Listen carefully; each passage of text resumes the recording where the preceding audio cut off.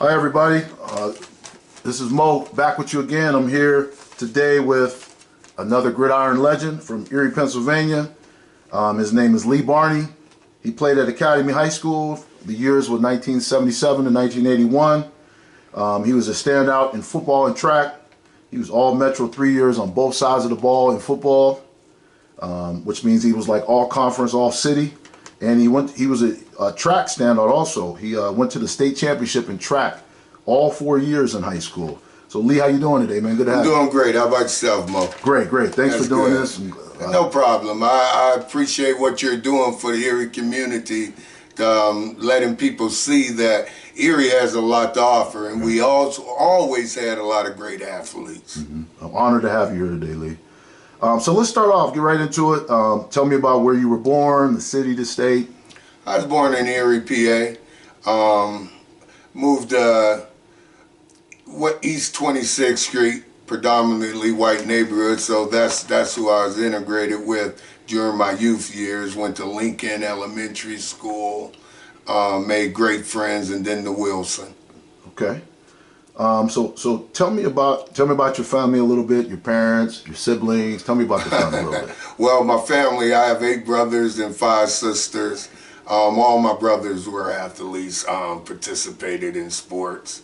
And my mom and dad, you know, instilled in us that we must work hard to get what we want. We have to become a good person more than anything. So that's the path that I tried to take on.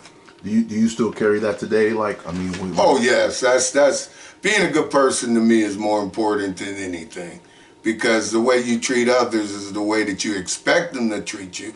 Don't always happen, but you know that you did the right thing within yourself, so you'll feel good about what's going on in your life. Right.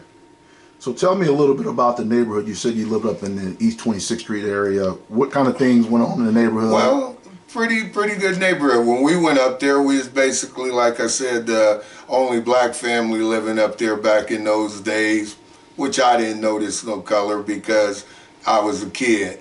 It was great. Had a lot of great friends. You know, played sports growing up with them. Baseball, speedball was the game then. Okay. Throwing the ball, hitting the, you know, and that was basically what I spent most of my time doing. Right, right. So let's talk about how did you get into sports? What about organized sports? How'd you get into it? I got introduced to sports because my mom and dad used to take me to my brother Oliver, my brother Robert, and my brother Clifton's football games. I was probably only 5 or 6, but I was there watching them participate in sports, and I enjoyed it, seeing them running and jumping. They was outstanding athletes also, so I really enjoyed watching them. Did you play like any leagues when you grew up? Yeah. After I got introduced to sports, I did participate in Little Gritters football. I played for the JFK Redskins, and we had a squad. Was that Darnell the coach? Yeah, Darnell was the coach, and he coached in the pros, and he coached us like we was gonna be pros. But it was very successful. We never lost. I don't even know if we ever been scored on, but it was outstanding. That's where I ran into a boy named Lavon Rowan. Him and Rabbit Porter, then became my friends then. Lavon, man, that dude at an early age was an outstanding athlete. He was the only one I knew that was in the 6th grade could do a kickoff and kick it in the end zone. We was doing extra points back then with him. So he was a true athlete, and he's still my friend today from way back then. So yeah, I had real fun playing in little leagues. So just to stay on that for a minute, I talked to a lot of guys that play for Ed, and they all say he was tough, but they really love Ed. Like, you know, you can tell they love him, they love playing for him. Well, because you could tell he loved you also. You know, he was tough, but he'll still come pick you up for practice. He'll take you to his house to get something to eat, you know. So he showed tough love, and a lot of that we needed. Right. You know, I'm fortunate. I did always have my mom and dad around, so and I had older brothers, so I had role models in my life. But a lot of my teammates and peers didn't, and he took that upon himself, to provide that guidance. So for a lot of kids, for a lot of kids. So you come from a well-known family around Erie. Thank you. Decades of success, both on and off the field. What is that like to come from a family like that, the Barney family? It's an honor. It's an honor, and it's not nothing that I take lightly, because I know that, like I said, my mom and dad's key morals was to make sure that we was treating people right. Like I said, growing up, we grew up in our neighborhood. We would go shovel the whole blocks, racing, trying to see who could shovel the fastest. So we did things for our neighbors and tried to treat people the way that we expected them to treat, not just me, but my parents and other people's parents. Treat everybody that they interact with. Was there, did you ever feel any, I know my brothers talked to me about, like, after I left high school, they felt like almost like some pressure to continue like a legacy or whatever. Did you feel that, like, being a part of it? Not really. Just because it was common nature of that's what you're gonna do, because you love the game. So they introduced me. Once I got introduced to it, I fell in love with the game. Now, like I said, I played at JFK and I wasn't even close to the best athlete on that team. Oh, we had Elijah Phillips, Aaron Carson, we had the Wren boys, Tony Cook. We had some players, and it just made me realize that you have to work for what you want. So I didn't feel the pressure because I knew I was willing to work. So I know you wanted to, your brothers. Can you want to talk about your brothers a little bit here? Oh yeah, like I said, I went to my older brother's football games as a toddler. But then, like in junior high school, I became the manager of Academy High School. The high school football team. I was going to Wilson. And I became the manager, and they had a solid squad, but my brother Steve, he played for him. He was the wide receiver, I think, his sophomore and junior year, and then he became the quarterback his senior year. He was the first black quarterback in the city of Erie, and he was all Metro, and he set its tone, and it seemed like right after that, a lot of black and minority quarterbacks started coming up the pipeline, especially at Academy High, and they had great success. So I really enjoyed being around in that atmosphere, and it kept me off the streets, kept me in a positive environment. Right. So let's talk about your high school career a little bit. Obviously, we talked about you played from 77 to 81 at Academy. You want to talk about your teams? What were the teams like? Oh, we had solid teams. I think out of my 4 years of playing, I think we lost 3 games in that span. We had a good camaraderie amongst the players. Well, as a matter of fact, my sophomore year, we did not have a coach, because I guess the coach resigned, there was a strike going on, but we took it upon ourselves to go and practice by ourselves. Everybody showed up at Bakersfield. We knew our positions. We knew what we needed to do to get better. So we started practicing amongst ourselves, and it paid off, because the year before in 77, Academy took Metro. Okay. We're coming off of a championship year, and we lost our coach. And let me back up. And even then, Levon Rowan, my friend, he started at outside linebacker as a freshman on that team. And so he was a great contributor. Me, I just had packages, Right. And it worked out. But as far as from 78 to 80, we lost 2 games. And first two that we lost was we didn't have a coach. We was practicing. Then our first two games we lost, but then we haven't lost since. Right. So you said you made all Metro on both sides of the ball. So talk about that being. Well, I end up I end up working on my speed when I was in the 8th grade. Did a lot of training and whatnot. Got tired of Lay beating me, so I started really training and working out, and I became fast due to hard work. Now, I did put in the work. You work for it. Yeah, I did, and I want people to realize that if you put in the work, it will come. It will develop. So I was fast. So I played free safety and wide receiver.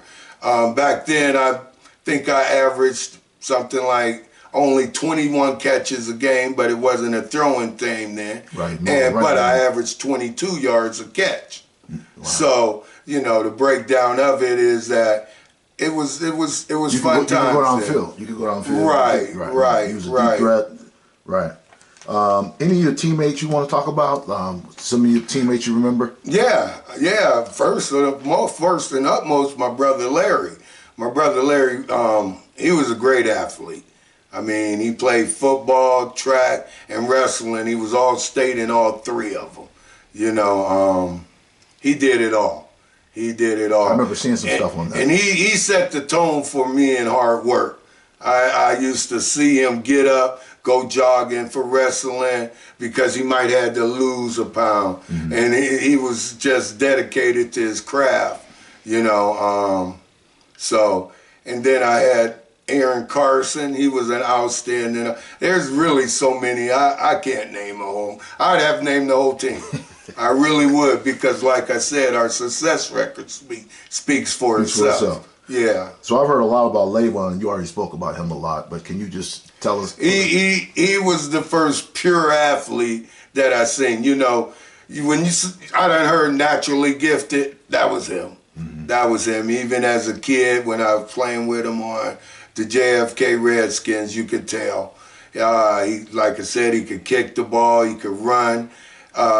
Size too, right? Size, yeah, he had size and everything. He had all the tools of great making of a great athlete. Mm-hmm. Injuries started to plague him in high school, and I always tease him, I said, because you didn't put in the work. Mm-hmm. And that's the bottom line. He was going on natural abilities, and that was enough. But injuries override the workout. Right. Injuries override that. But his natural ability was amazing. Right. So what was the Metro League back like then? Oh man, wasn't no soft team. East was tough. Tech was tough. Vincent was tough. Prep was tough. McDowell was tough. The last team will beat the first team. Happens all the time then, with 7,500 people in the stands. I don't know if that's due because there wasn't social media, but I know that schools had school spirit then. Mm-hmm. They came and represented their schools. And, that was the thing that stands out most with me, is that the school pride that was displayed back then. I mean, running down them stairs back then with seeing 7,000 people, the whole horseshoe field for a football game, what? Yeah, it had to be nice. That was tight. That would be nice. That was nice. Right. So you were also standout in track. I know the track was like big back then. Like people ran track. Yeah. You want to talk about that a little bit, your track career? Yeah, track was big. I must say I put in the work to become fast because I wasn't. Junior high school, I just realized that I must put in the work. So I started jogging every day in the morning. Before I go to school, I run from 26 in Pennsylvania to the dock and back home and go to school. I did that for a whole year. Wow. It paid off. I fell in love with running. And that's the hardest thing to ever do, is to love to run, so it paid off, and I had a great team. Our track team took districts. We was third in state. Tech was the squad. They was the ones that you tried to eliminate. Trying to take them down. Right. Then we never did, but we was close. We was close. It was a track meet all the time. It usually came down to the mile relay, but they had 4 of the best in the state in the mile relay. Yeah, didn't they win it one year? Yes, they won it a couple years. You know, so it was great to compete like that. Right. So you had a great high school career, football, track. Were you getting any looks as far as college and things like that? I did, but I made the young man mistake. I got hooked up with Syracuse, so, you know, it worked out for James Conner when he said he was going to Pitt I said I was committed to Syracuse as a junior. So the letters really started dwindling away, and Navy wanted me real bad.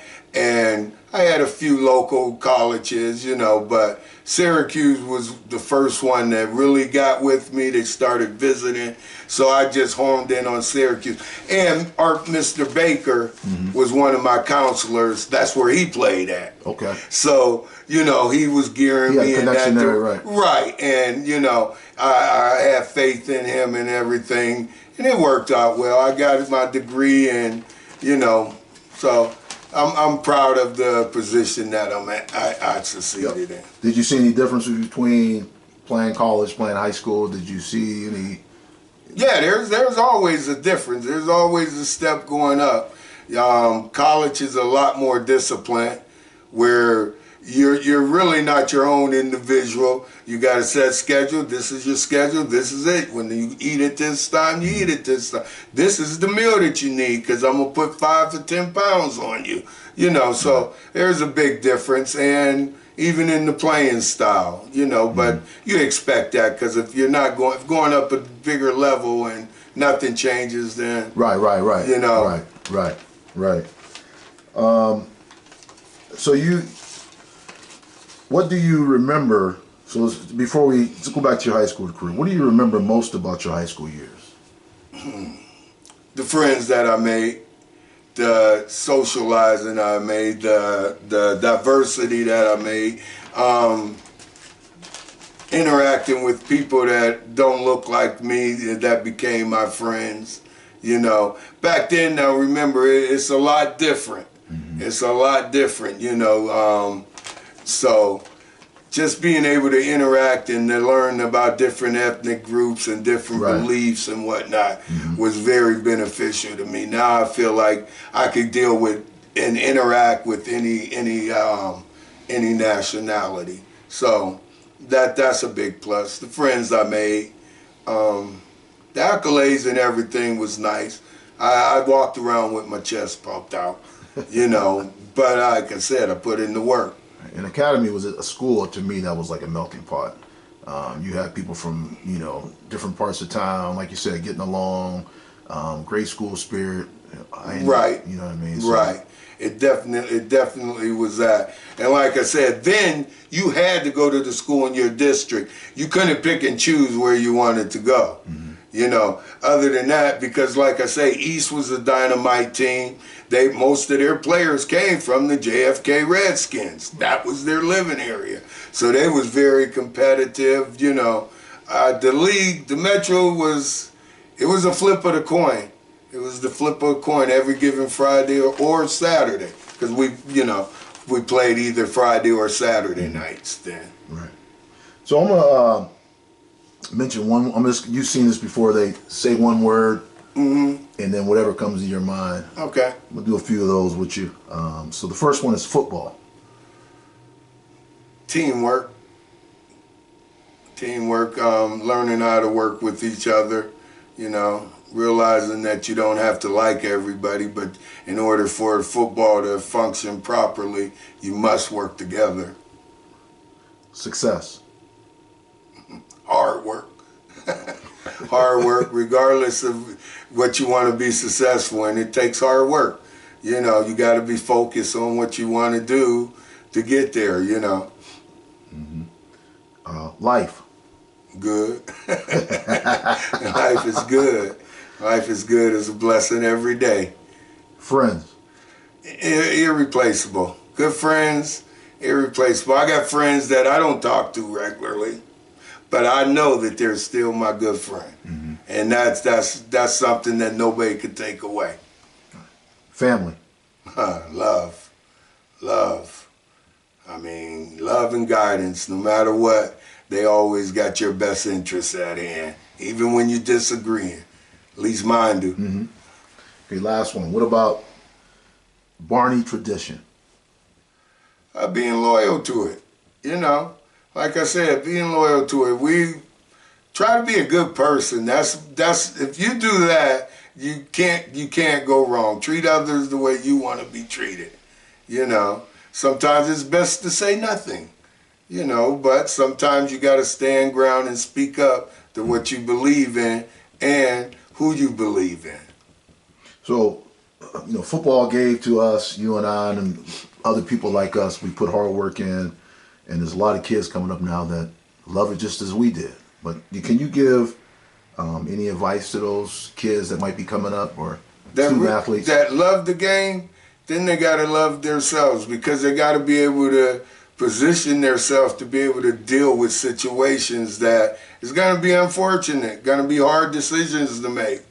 But you got to be able to stay focused on what's going on to be able to play the game. You got to. There's rules that you got to follow in that game as in life, and both of them walk hand in hand. They're parallel in what you need to do. You need to be able to understand. You need to be able to listen to others. You need to be able to work together. You need to be able to realize that you're not bigger than the team. You know, there's things that coincide with each other in life and football. Mm-hmm. So, as we wrap up here, Lee, is there anything else that you want to share that we didn't cover here that you want to get out there to our listening audience that you want to share today? Oh yeah, it's amazing how the size of the county of the city of Erie have so many outstanding athletes, and this hasn't just begun. I mean, because when you look back with Woody Thompson, all them, this is Erie. Nobody was paying attention to Erie. Just think, when I was in school, if we had teams that lost, say, 4 games in 4 years, we never had a state championship. We never had Dixon. After Metro, it was over. Mm-hmm. You know, mm-hmm. So Erie produces a lot of great athletes, not just then, continuing to produce them. And so that says a lot. That says a lot. We need to be proud of the city of Erie and the county on what type of athletes that we put out there, because they're outstanding, and most of them, once they get there, they succeed. Right. So once again, we were here today with Lee Barney. He was graduated from Academy High School. He went there from 77 to 81. He was a standout football player on both sides of football. Free safety, wide receiver. He also was a standout in track. Thanks, Lee, for your time today. Yeah, and then you asked me what would I remember most about my high school? What do you remember the most? About my high school years? Wow. Well, what I remember most, I love the accolades. I love being lifted up by the community and whatnot. But what I remember most happened 3/29/79 at Holy Trinity Church of God in Christ, when I accepted Jesus Christ as my personal Savior. That's the best thing that I remember, because all that other stuff is disappearing, but He never leaving me. So that's what I remember most about my high school days. Just being able to acknowledge that He brought me through. I've always been involved in the church from a toddler, but that was the time when I accepted Him, and that was the best time and best decision I had in my life. Well, thanks for sharing that, Lee. You know, that's a great thing. And I wanted to share it. Yeah, you know, that's a great thing, because a lot of us go astray by not realizing that we have help out there. We have a helper out there. And it's been instilled in us. We just got to follow His lead. Well, thanks, Lee. Really appreciate you taking time out your schedule today. It was a joy to talk to you. It was an honor to talk to you. and hopefully we can do it again sometime. No problem, man. Thank you. Thanks, Mo. Yeah. Keep up the good work.